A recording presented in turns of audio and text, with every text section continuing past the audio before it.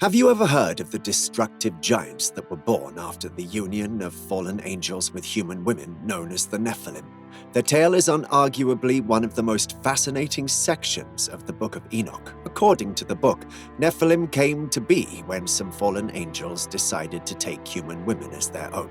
This resulted in the birth of these giants, whose size and strength made them fearsome opponents. Nephilim possessed remarkable knowledge and power, which they used to control and manipulate the world around them.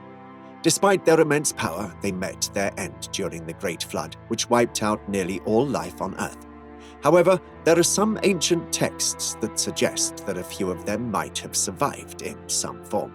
Some stories suggest that they interbred with human beings, passing on their extraordinary abilities to their offspring. Others believe that they took on new forms, becoming entities that could traverse between worlds. While the truth about the Nephilim may never be known, their story has fascinated people for centuries, as they represent a mysterious and powerful part of our collective past. So in today's video, we'll reveal why people believe some Nephilim survived the Great Flood. While the Book of Enoch describes events that led to the Great Flood, it also describes the aftermath in great detail. God decided to wipe out the Nephilim and other wicked beings from the face of the earth, after a group of angels known as the Watchers had corrupted mankind. He chose Noah, a righteous man, to build an ark and preserve the animals and humans who would repopulate the earth after the flood. The flood was said to be a punishment for the sins of the Nephilim and other wicked beings, and was meant to cleanse the earth of any mischief that was brewing. As a matter of fact, a reference to the Nephilim was made in Bible's book of Genesis, where it says, "The Nephilim were on earth in those days, and also afterward, when the sons of God came into the daughters of men, and they bore children to them. Those were the mighty men who were of old, men of renown." While there are many ways to interpret this verse, one thing remains for sure.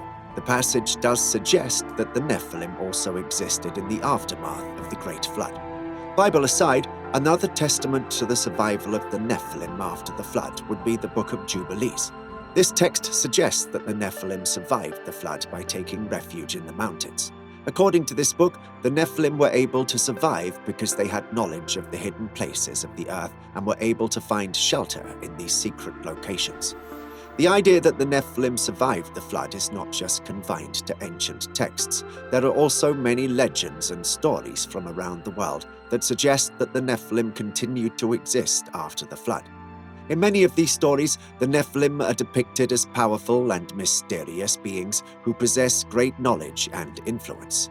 They're often associated with secret societies and hidden knowledge, and they are said to have played a role in shaping the course of human history. There are several other theories as to how the Nephilim could have survived the Great Flood. Some suggest that they may have boarded the ark with Noah and his family, either as stowaways or because they were considered to be righteous enough to be saved. However, this theory has been met with skepticism, as the Bible clearly states that only Noah and his family, along with the animals, were present on the ark. Another theory suggests that the Nephilim survived the flood by living in underground or underwater cities. Some ancient myths speak of a race of water giants who lived in the oceans and were believed to have survived the Great Flood. In some cultures, these water giants were said to have been the ancestors of certain mythological creatures, such as mermaids and sirens. While the existence of underwater or underground cities may seem far-fetched, there have been some intriguing discoveries that may validate this theory. For example, the ancient city of Dwarka in India, believed to be the home of the Hindu god Krishna, was discovered submerged underwater.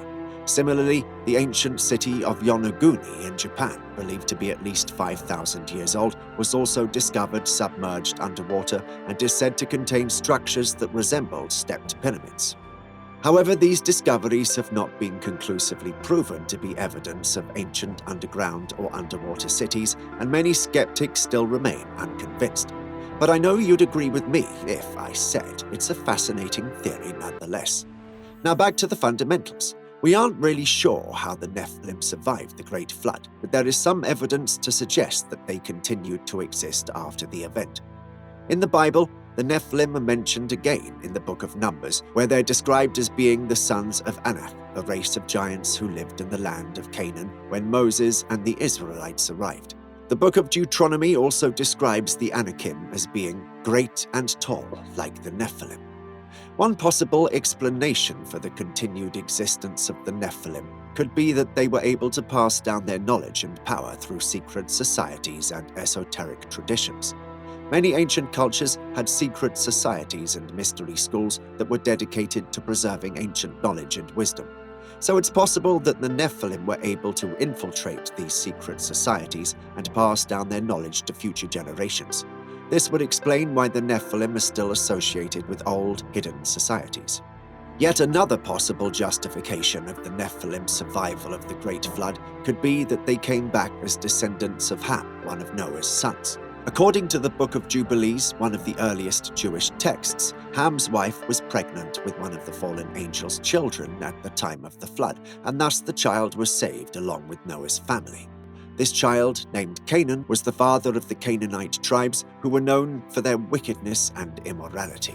The Nephilim, through the Canaanite descendants, continued to exert their influence over humanity. They taught people forbidden knowledge and encouraged them to engage in idolatry and other sins. In fact, the Old Testament frequently refers to the Canaanites as the people who did evil in the eyes of the Lord, and who were a constant temptation to the Israelites.